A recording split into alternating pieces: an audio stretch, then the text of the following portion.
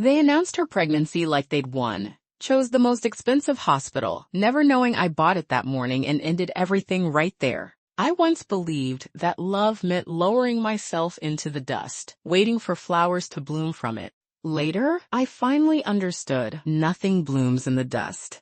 All it ever breeds is a pair of trashy people. When my darling took my best friend's arm and walked through that door that was supposed to symbolize a new beginning, he had no idea. That was also the sound of the gates of hell opening for him. They thought they'd found my weak spot. They wanted to use a child to force me to step aside. What they didn't expect was that I would flip the entire table. You like to put on a show, don't you? Fine. I'll buy the whole stage and let you perform your way to total ruin under the spotlight. 01. Sophia, come here for a moment. Margaret's familiar voice, tinged with disdain and impatience, came from the living room.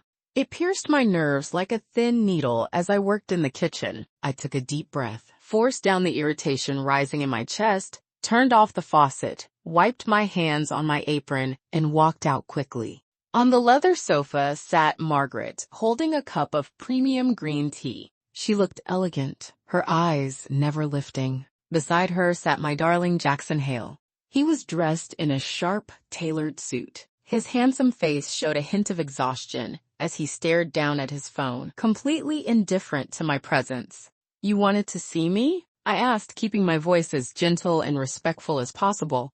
3 years of marriage had already worn away every sharp edge I once had. I used to be the pride of the Montgomery family, someone who never lifted a finger at home. But for Jaxon, I was willing to step into the kitchen, dim my own light, and become the soft woman standing quietly behind him. Looking back now, it feels ridiculous. Margaret finally lifted her eyes, scanning me from head to toe. Her gaze landed on my expensive but understated loungewear, and she curled her lips. "Did you go over the household budget again this month?" It wasn't a question. It was an accusation. My heart sank. I explained quickly, "No, I didn't. I keep track of everything.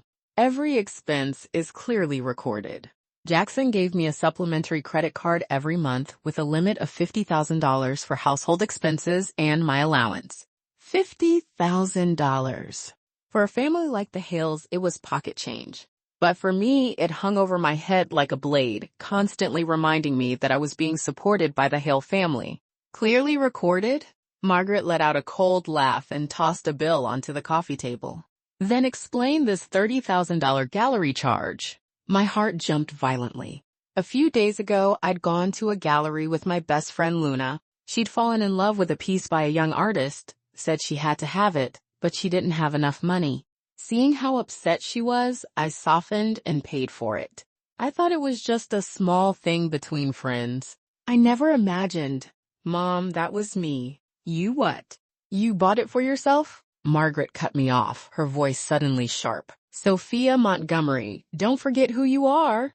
Once you married into the Hale family, you follow Hale family rules. We built our business from the ground up. Every dollar matters. It's not for you to waste on pointless art and useless nonsense." Her words lashed across my face like a whip, burning hot. Instinctively, I looked at Jaxon, hoping he would say something for me. Just one sentence. But instead, he frowned impatiently, lifted his eyes from his phone, and looked at me. "Sophia, did you waste money again? How many times have I told you, Mom's not in great health? Don't keep upsetting her." There was no defense in his tone, only blame, as if I were nothing more than a troublesome, irresponsible burden.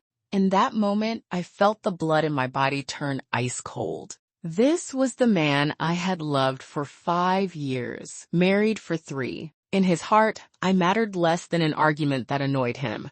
"I didn't waste money," I said, clenching my fists so tightly my nails dug into my palms. "That was for Luna." "Luna?" Margaret scoffed like she'd just heard the funniest joke. "You've got the nerve to mention Luna? Do you even know what kind of family she comes from? Her father's a university professor, her mother's from an academic family. She graduated from an elite school and now works as a director at a well-known design firm. And you? Other than spending money, what can you do? You think paying for something makes her respect you? Dream on."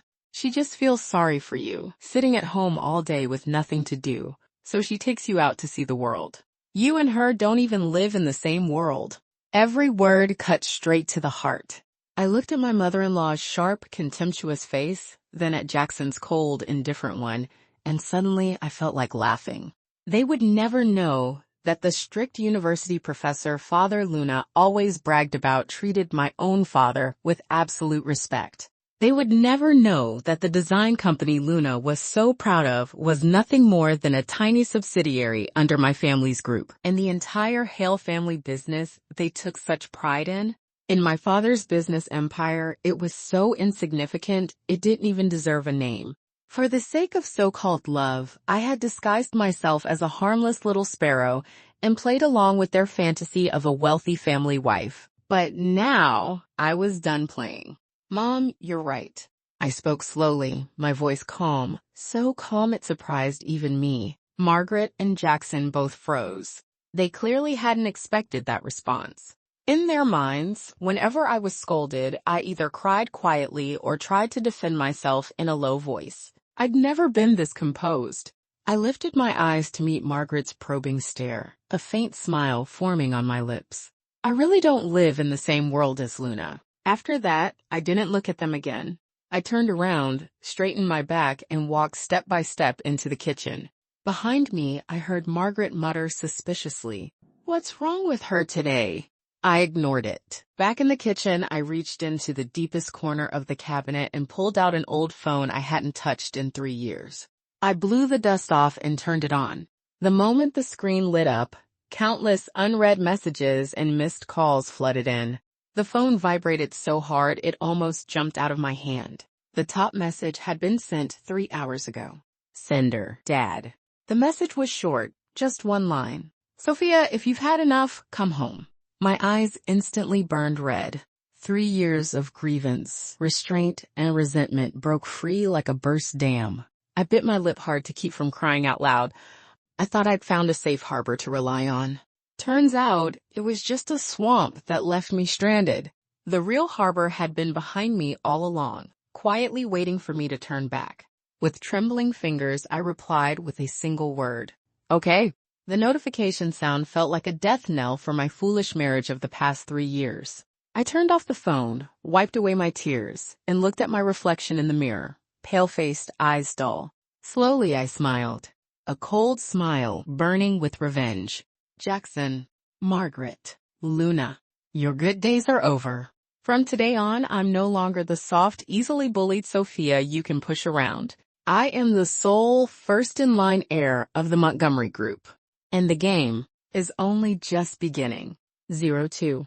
The moment I made that decision, everything in the world suddenly became clear. For the past 3 years, I'd lived like a puppet on strings.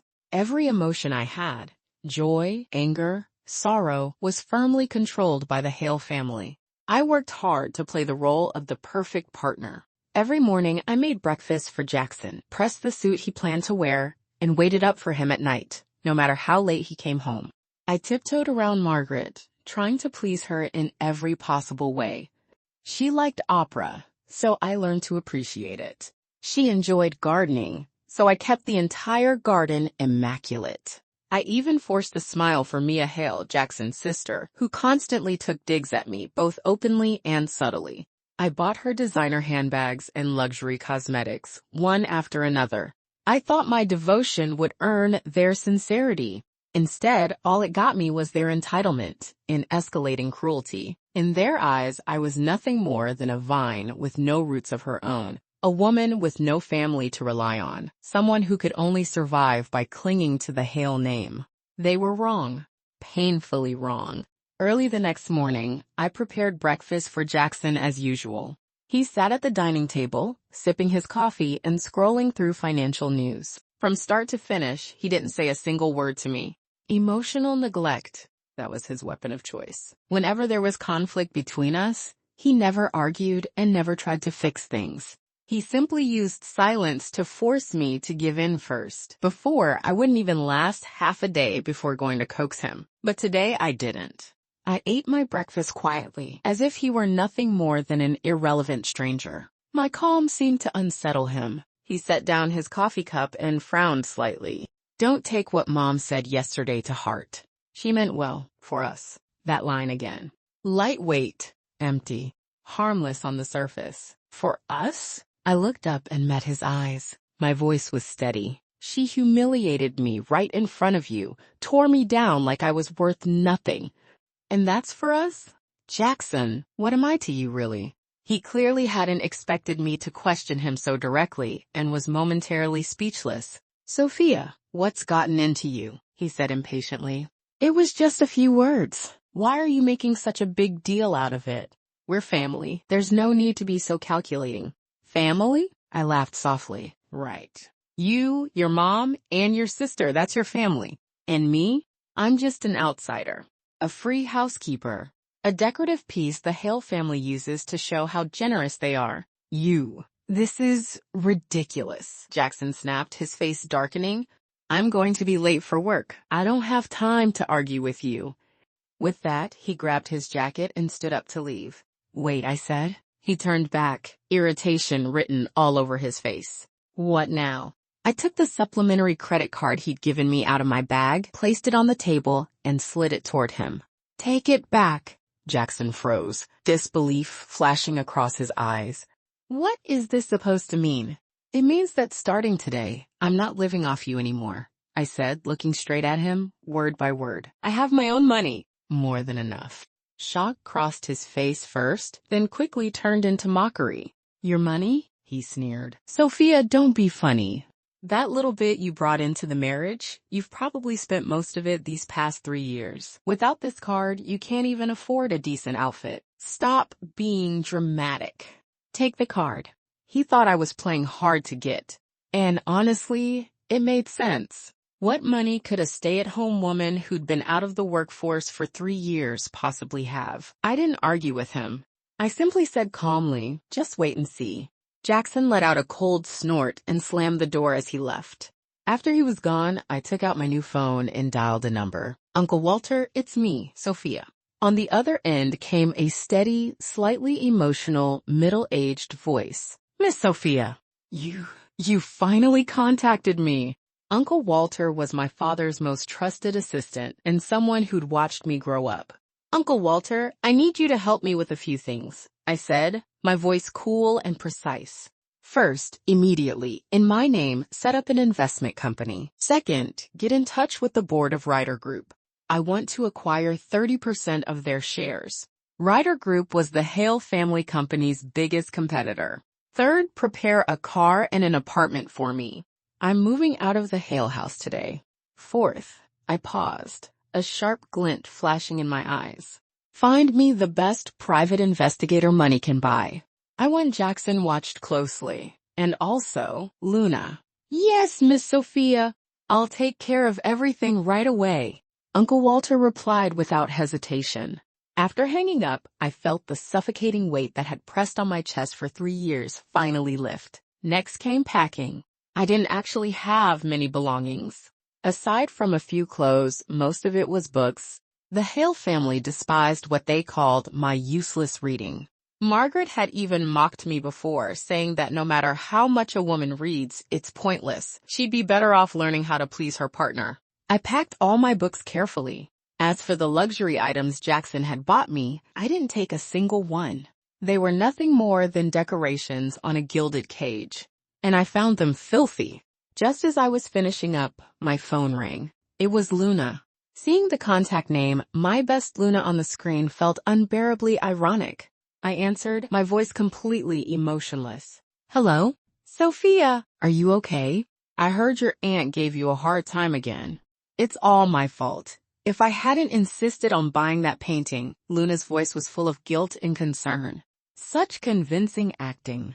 If I hadn't already woken up to the truth, I might have been fooled again by that fragile, pitiful tone. It's fine. It's not your fault, I replied lightly. How could it not be my fault? Sophia, don't be upset. Let me take you out to dinner tonight. We'll talk it through. I'll help you figure something out. Sure, I agreed without hesitation. Perfect.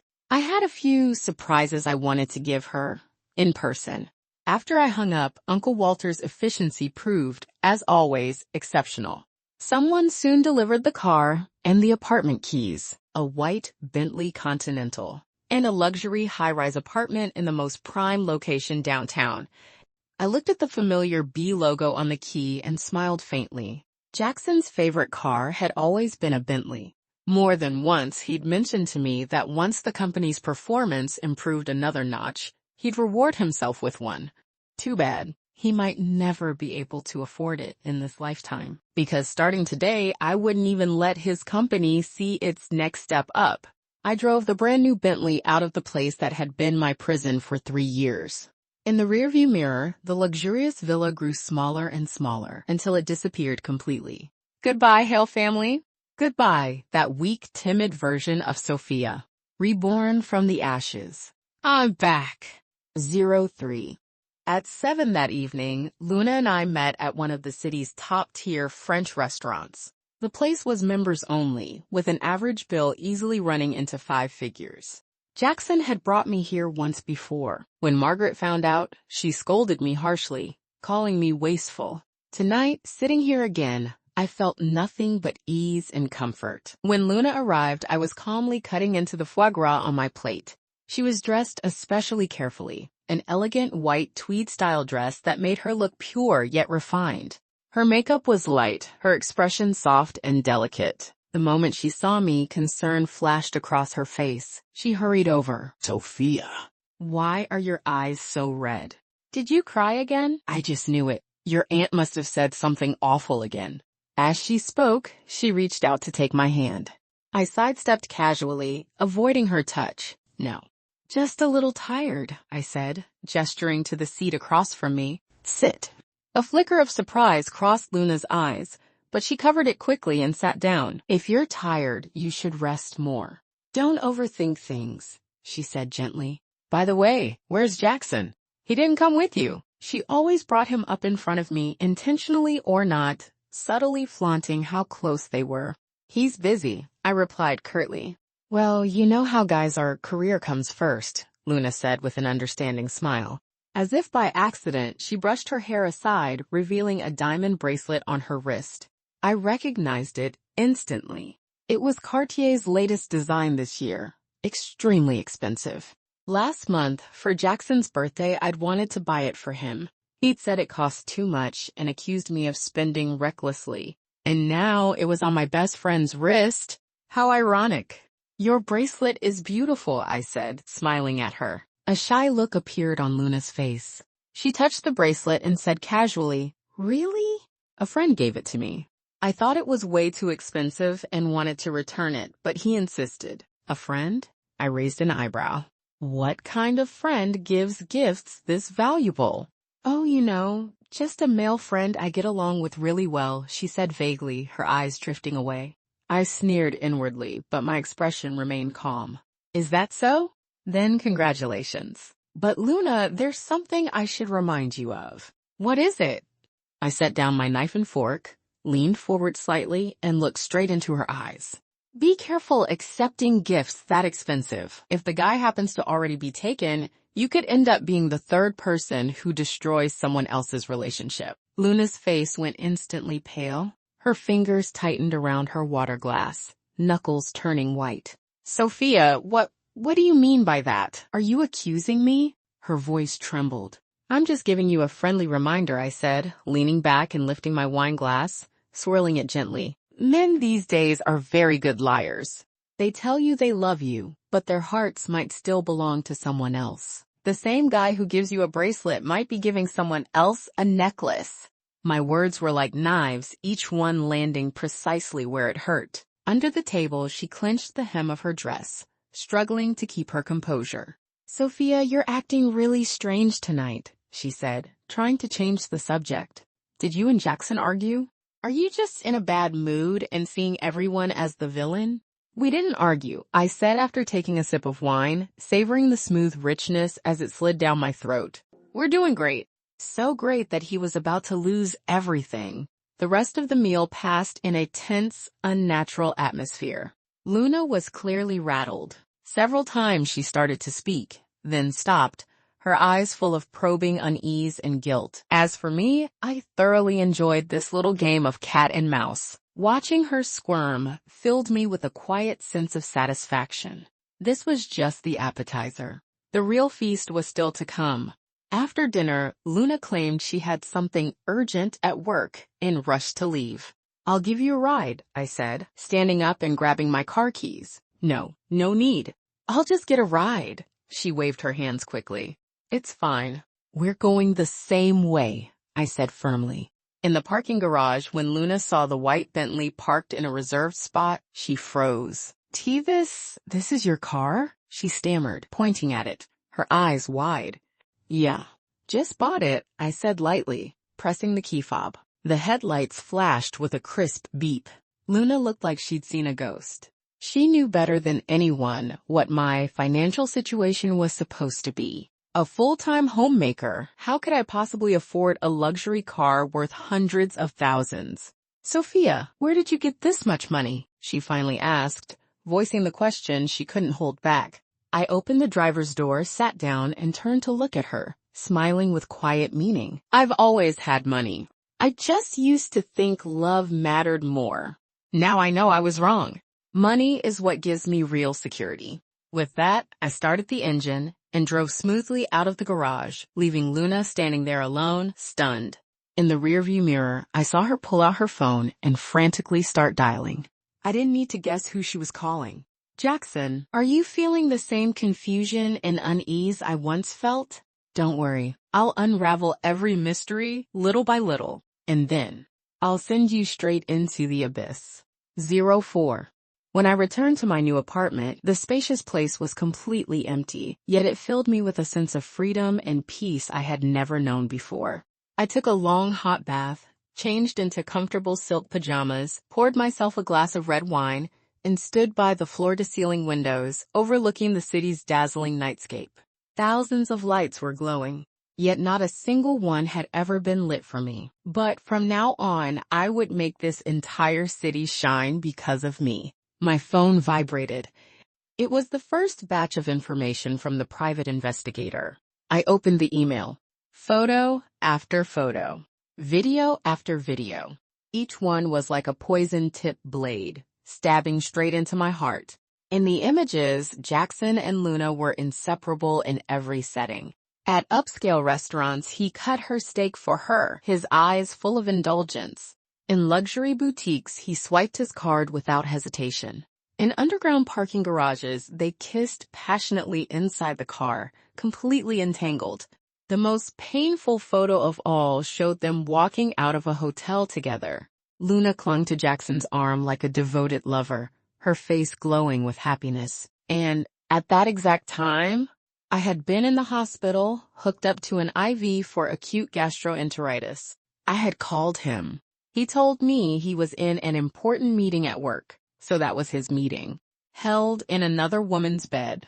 I gripped my phone so tightly my knuckles turned white, even though I'd already suspected the truth. Seeing the evidence with my own eyes still drowned me in rage and disgust. 3 years. A full 3 years. I had been played like a fool right in the palm of their hands. I gave them my whole heart, and in return, I got the cruelest betrayal. I saved every single photo to my phone. These would all become irrefutable evidence, the kind that would destroy them in court. As I simmered in anger, my phone suddenly rang. It was Jaxon. I stared at his name flashing on the screen, took a deep breath, and answered. "Sophia, where the hell are you?" he barked the moment the call connected. "Since when do I need to report my whereabouts to you?" I shot back coldly.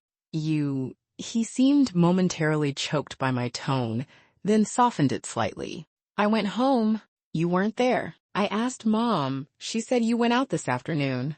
What are you playing at? And Luna said you bought a Bentley? Where did you get that kind of money?" A rapid-fire interrogation, dripping with suspicion and control. "My money is my business. It has nothing to do with you," I said lazily, leaning back on the couch. "Jaxon, we need to talk." "Talk about what?" "Divorce." I said the word clearly. The line went dead silent. After a long pause, his voice came back, disbelieving, mocking. Divorce? Sophia, have you lost your mind? Who do you think you are?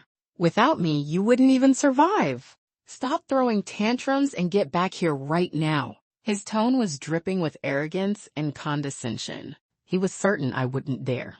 Certain I couldn't live without him. I'm not throwing a tantrum, I replied calmly. I'm serious. Tomorrow morning at 9, outside the county clerk's office. I'll be there. If you don't show up, my lawyer will contact you. Lawyer? Jaxon laughed like he'd heard the biggest joke. You can afford a lawyer? Sophia, I'm warning you. Don't test my patience. Get back here, now. With that, he slammed the call shut. I listened to the dead tone, the cold smile on my lips deepening. Test your patience? Jaxon, you have no idea what kind of storm is about to hit you. Early the next morning, I put on a sharp, tailored business suit and carefully applied my makeup. My presence was commanding, nothing like the timid homemaker I used to be. Uncle Walter had already prepared everything I needed and laid it out neatly on the table. One file contained all the documents for my newly established company, Stellar Voice Capital. Another granted me full authority, authorized by my father, to mobilize every asset under the Montgomery Group. The last file detailed the financial reports and shareholding structure of Jaxon's company, Hale Industries. Know your enemy, and you'll never lose a battle. I didn't just want a divorce. I wanted Jaxon and the entire Hale family to pay a devastating price for everything they had done to me.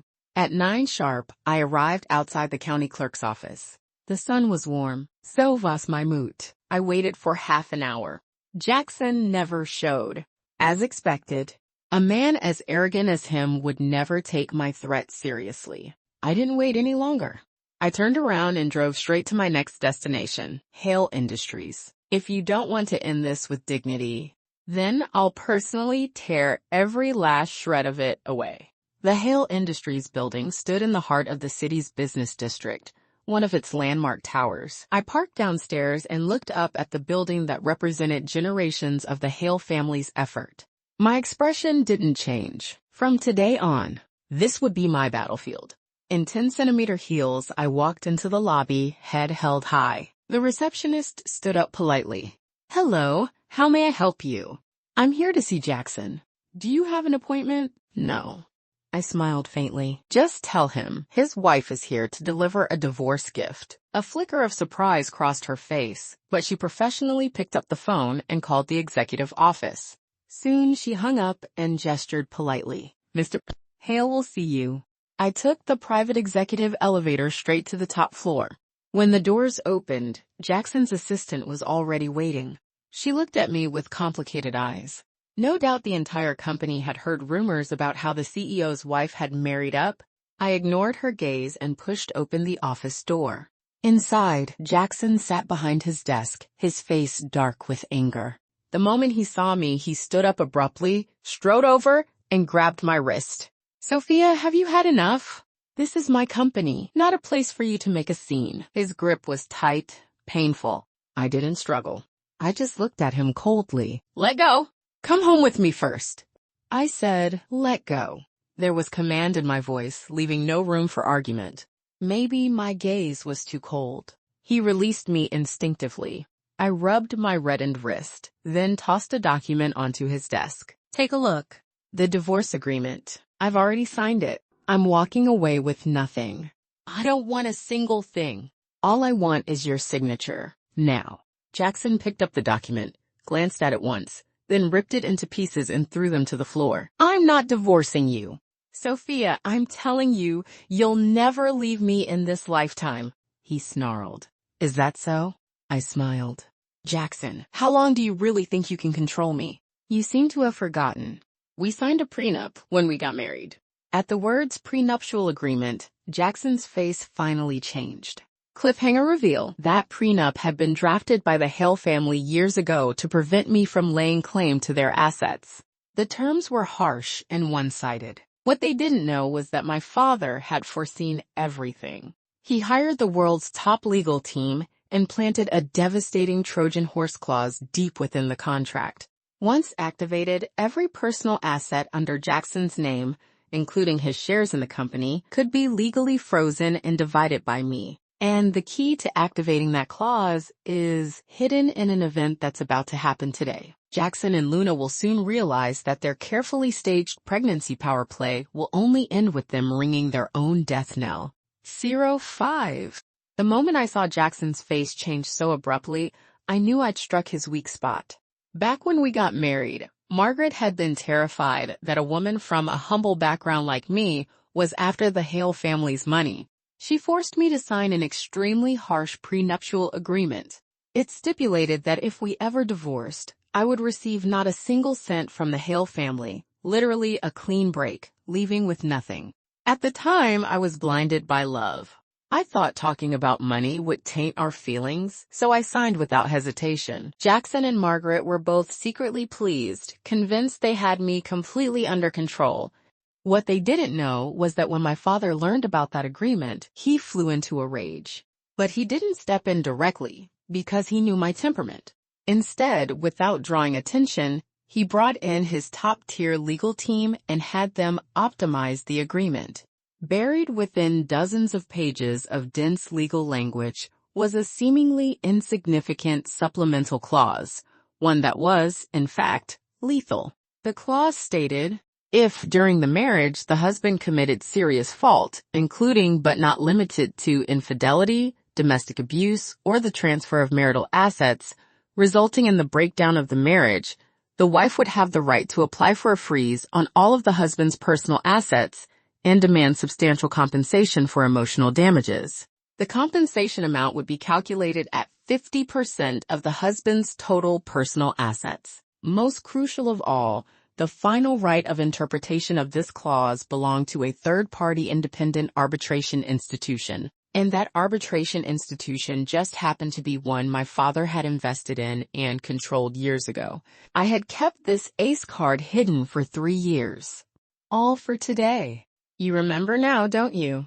I said, watching Jaxon's ever-shifting expression, the smile at my lips deepening. Sophia, you're not gonna scare me with that, he snapped, bluster masking panic. I haven't done anything wrong. Really? I pulled my phone from my bag and opened a photo. It was the one of him and Luna embracing at the hotel entrance. I held the screen up in front of him. Then what do you call this? The instant Jaxon saw the photo, his pupils shrank violently, the color draining from his face. Ooh, you followed me? His voice trembled with shock and fury. I'm just taking back what belongs to me, I replied coolly as I put the phone away. Jaxon, I'll give you one last chance. Either you sign the divorce papers now and we part peacefully, or we'll meet in court. When that happens, these photos and much more evidence will all be entered into the record. Care to guess how many percentage points Jaxon Industries' stock price will drop because of this scandal? Care to guess whether your business partners will still trust your integrity once they know you're a cheating husband? And care to guess how your image-obsessed mother will react when her proud son becomes the laughingstock of high society? Every word landed like a sledgehammer to his chest. He staggered back 2 steps, bracing himself against the desk, his face as white as paper. He knew I was telling the truth. The Hale family valued reputation and appearances above all else. If this were exposed, the blow to Jaxon Industries would be catastrophic. The office fell into a deathly silence. I could clearly hear his ragged breathing. After a long while, he finally lifted his head and looked at me with an expression I had never seen before, almost pleading. Sophia, I'm begging you, don't do this. Isn't there some misunderstanding between us? Luna and I, we're really just friends. Even now, he was still lying, still treating me like a fool. The last shred of patience snapped. A misunderstanding? I let out a cold laugh. Jaxon, do you really think I'd believe that? I'm telling you right now, whether you want to sign or not, you will sign today. If you want to preserve even a shred of dignity as the eldest son of the Hale family, you'd better cooperate. Just then, the office door was suddenly pushed open from outside. Luna rushed in, her face full of anxiety. When she saw the tense standoff between Jaxon and me, she froze. Jaxon, Sophia, what's going on? Her appearance was like pouring another bucket of oil onto a blazing fire. Jackson's expression darkened further. As for me, staring at that face filled with innocence and concern, I felt nothing but disgust. "Why are you here?" Jaxon snapped irritably. I called you so many times, but you didn't answer. I was worried, so Luna bit her lip, her eyes instantly reddening. "What a delicate little white lotus." "Since you're here, perfect timing," I said, turning to her and once again displaying the photo on my phone. "Luna, my dear best friend, care to explain what's going on in this picture?" Luna swayed violently when she saw it, nearly collapsing. She stared at me in disbelief, her lips trembling, unable to say a word. "What? Nothing to say?" I pressed forward. "Or is this how you and your male friend you just click with usually hang out? Talking your way straight into a hotel bed? No. Sophia, listen to me. It's not what you think." Luna grabbed my hand desperately. I flung her off in disgust. "Don't touch me! You make me sick." My words shattered her completely. The mask on her face cracked, replaced by venom and resentment. "Sophia, who do you think you are to say that to me?" she shrieked. "Just because you married Jaxon, you think you're some grand Mrs. Hale? Ask him. Who does he really love? For the past 3 years, he spent more time with me than with you. He bought me bags, jewelry, took me to every restaurant you dreamed of, but never got to visit. And you? You're just a useless, worn-out housewife squatting in a marriage. A failure who can't even give him a child." At last, she tore off every last layer of pretense, revealing her ugliest, most real self. And her words became the key that unlocked Jackson's final defense. He looked at me with pure disgust and contempt. "She's right, Sophia. I've been sick of you for a long time.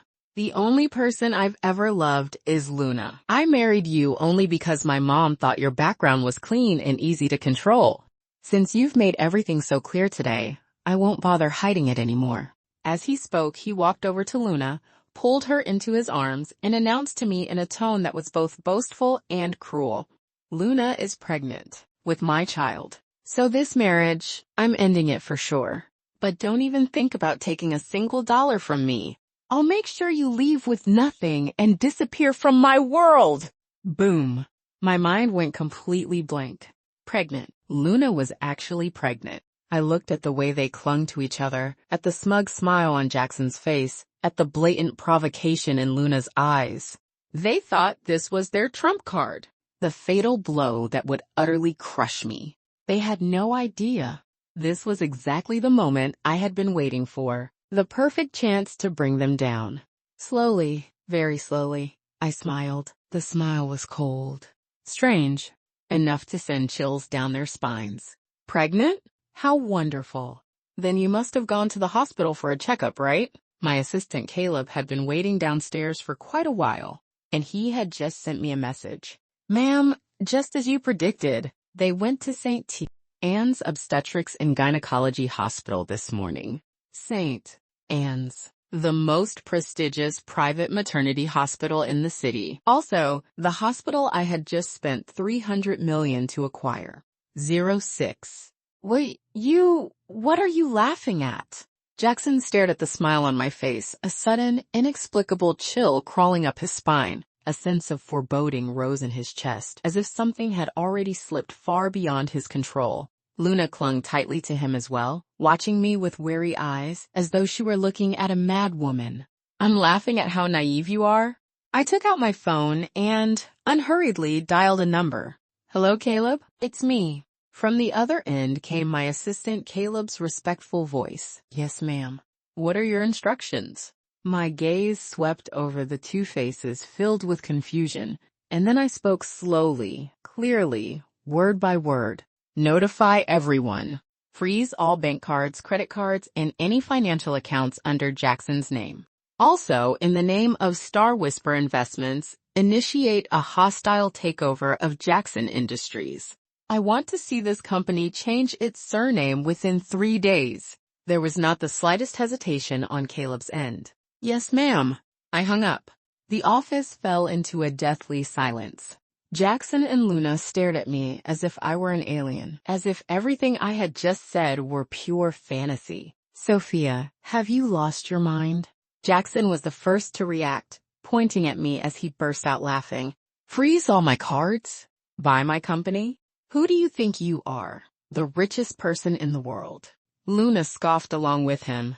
Sophia, I know you're under a lot of stress, but saying nonsense like this is just embarrassing. You can't even pay your own living expenses without Jaxon, and you want to acquire a company? Don't make me laugh. Their mockery sounded utterly hollow to me. I didn't bother responding. Instead, I turned and walked to the floor-to-ceiling window. From here, one could overlook most of the city. Once upon a time, I thought I would stand here with the man beside me, looking out over the world's splendor together. Now all I wanted was to personally push him down from this height. Ring, ring, ring. Jackson's phone suddenly rang. He glanced at the caller ID. It was his private banking manager. Annoyed, he answered. Hello, Manager Wang. What is it? I'm busy right now.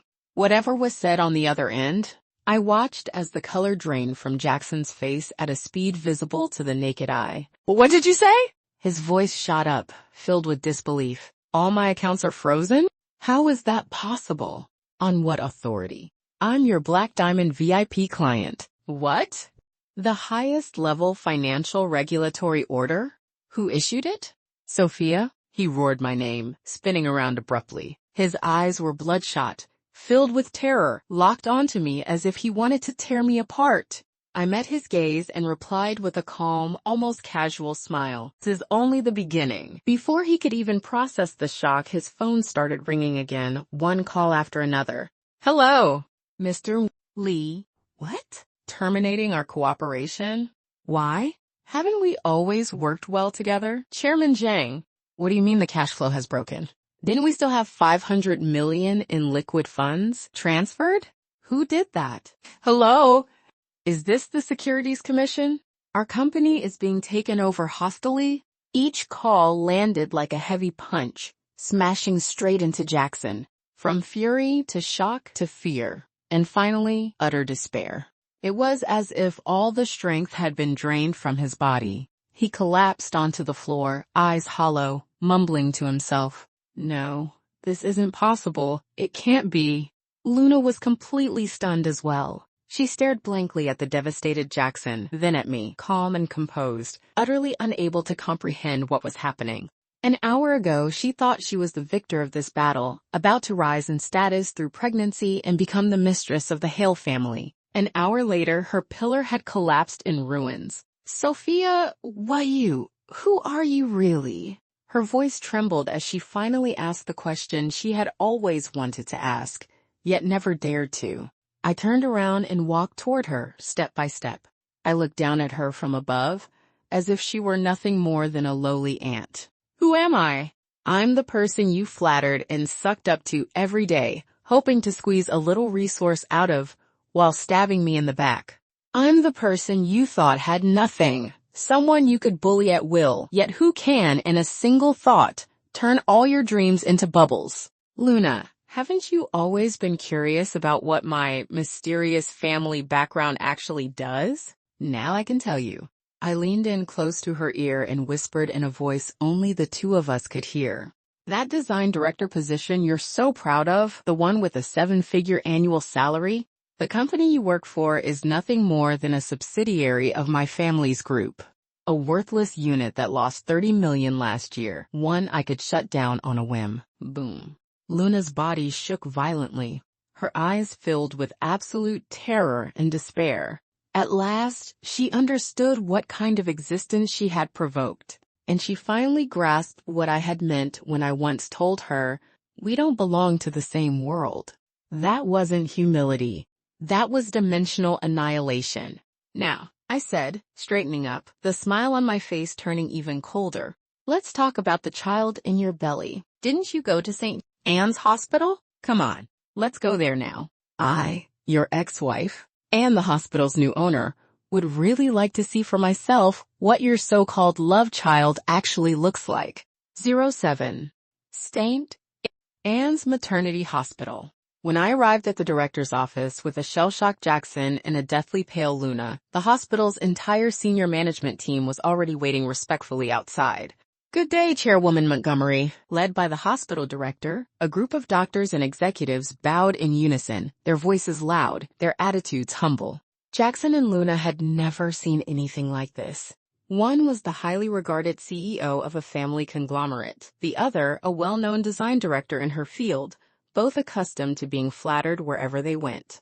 Yet now, in front of these top medical authorities, they were as insignificant as quails, not daring to even lift their heads. Only then did it finally sink in that my words, "I bought this hospital," had never been a joke. "Director Nelson, thank you for your hard work," I said politely, nodding to the white-haired man at the front. "Not at all, not at all. It's our honor to share Chairwoman Montgomery's burdens," Director Nelson replied hastily, stepping aside to clear a path for me. I didn't enter the office. Instead, I said directly, "Call over Director Parker, the one who conducted Ms. Luna's prenatal exam this morning."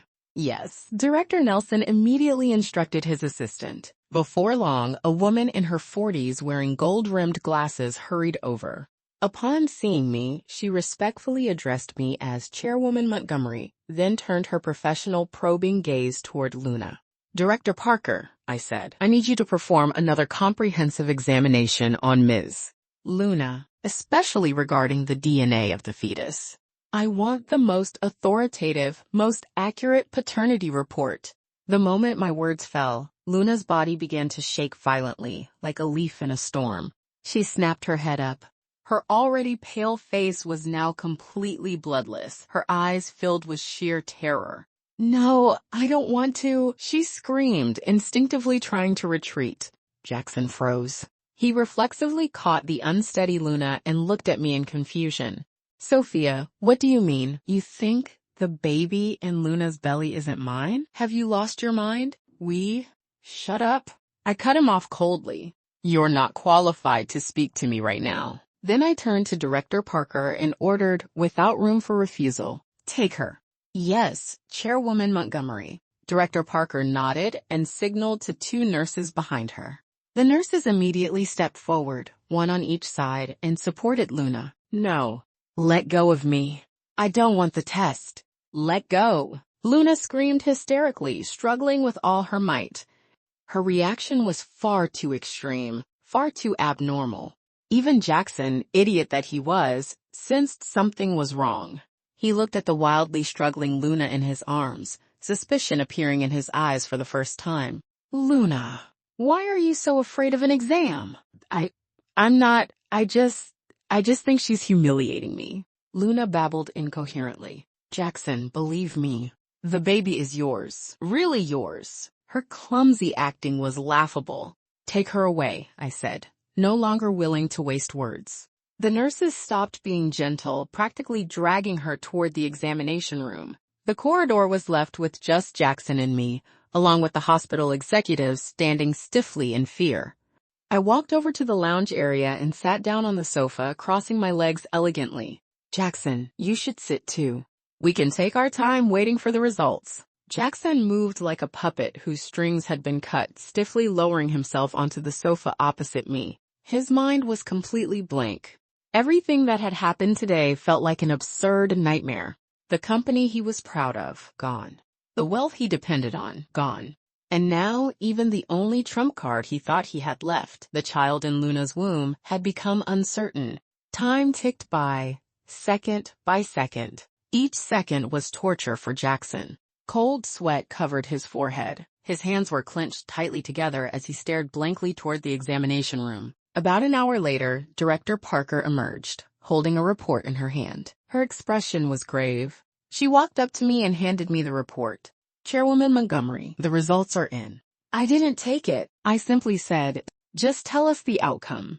Director Parker nodded, cleared her throat, and announced in a formal, professional tone to Jaxon, "Based on the most advanced genetic testing and comparison, the DNA match between the fetus carried by Miss Luna and Mr. Jaxon is 0.001%. In other words, there is no biological relationship between them." Boom. It was as if a thunderbolt exploded inside Jackson's mind. He froze completely, as though someone had pressed a pause button on him. It took a full 30 seconds before he snapped back to reality. Like a madman, he lunged toward Director Parker and snatched the report from her hands. He stared at the glaring 0.001%, his bloodshot eyes nearly popping out of their sockets. No, impossible. This is absolutely impossible. You're lying to me? All of you. Sophia put you up to this. You're all in on it. He roared, tearing the report to shreds, then charged at me like a crazed beast. Sophia, you poisonous bitch! I'll kill you! Before he could reach me, 2 men in black suits appeared out of nowhere and pinned him down from both sides. They were bodyguards Uncle Walter had specifically assigned to protect me. Let me go! Let me go! Jaxon thrashed wildly, roaring in fury. I slowly stood and walked up to him, looking at his face twisted with rage and humiliation. Jaxon, even now, do you still not understand? From beginning to end, you were nothing but a joke. You thought you controlled everything, when in reality, you didn't even realize the woman you loved had put a hat this green on your head. For her, you abandoned me and betrayed our marriage. Do you really think it was worth it? My words were like the sharpest blade, completely shattering his last shred of dignity and sanity. He suddenly spat out a mouthful of blood, rolled his eyes back, and collapsed unconscious onto the floor. 08. Jackson's collapse stirred nothing in my heart. For him, I no longer felt love, so naturally there was no hatred either. What remained was only indifference, like watching a clown finish his final ridiculous performance.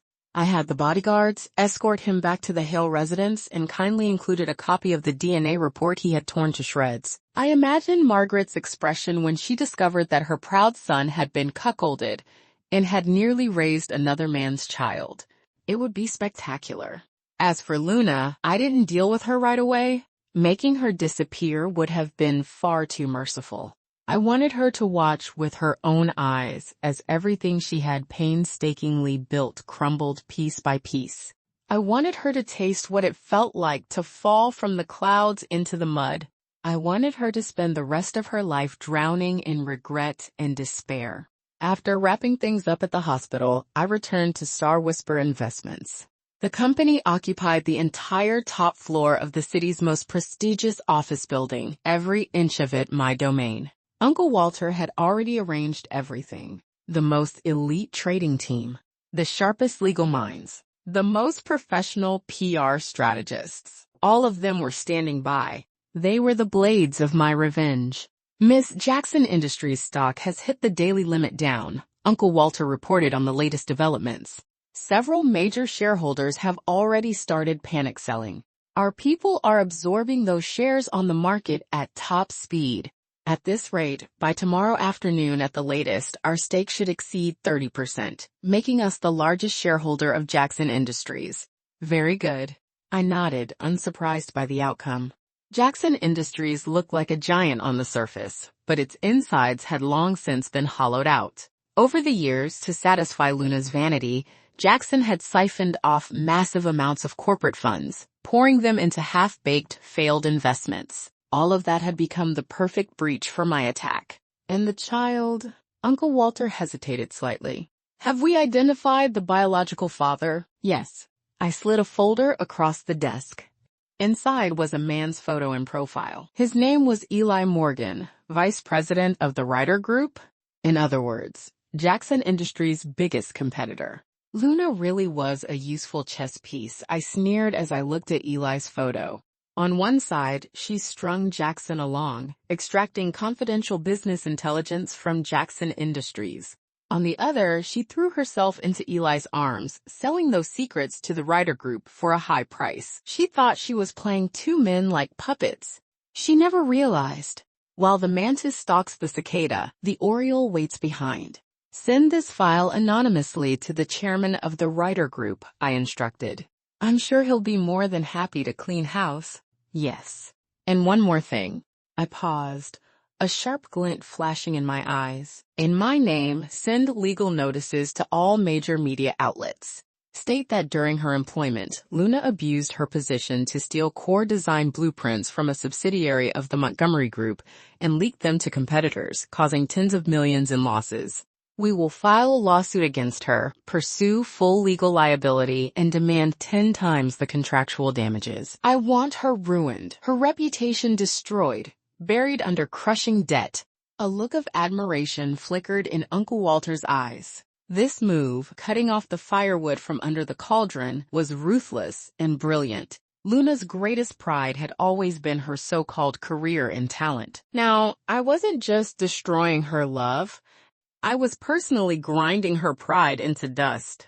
The very next day, the entire business world was shaken by two bombshell headlines. First, Jaxon Industries was hostilely acquired by mysterious capital. The founding Hale family was completely ousted from the board. Ownership changed hands. Second, rising star of the design world, renowned director Luna, was exposed in a corporate espionage scandal. She was sued by her former employer, the Montgomery Group, and now faced astronomical compensation claims and possible prison time. Rumors exploded. Speculation ran rampant. And the eye of the storm, sat leisurely in my office, sipping premium coffee and admiring the view outside the window. My phone was about to explode.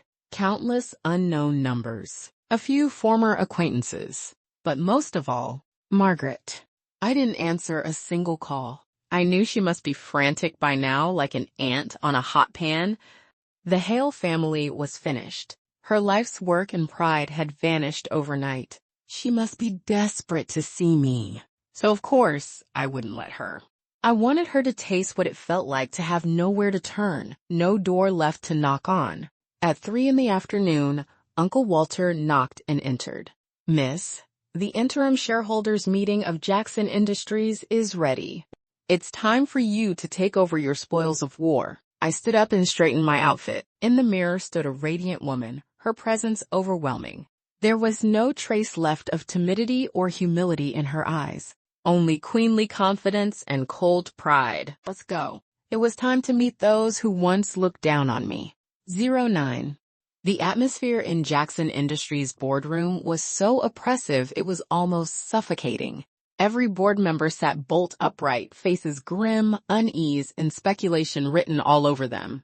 They all knew the company had changed hands, and the mysterious new owner who would decide their future was about to appear. When the boardroom doors were pushed open and I walked in, high heels clicking, flanked by Uncle Walter and a group of bodyguards, all eyes snapped toward me. In that instant, the room fell completely silent.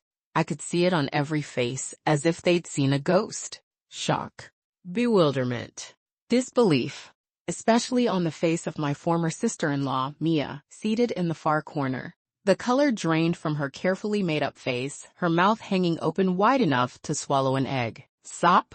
Sophia? She stammered my name, her voice trembling with fear.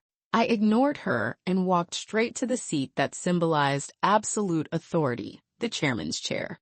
I pulled it out and sat down calmly.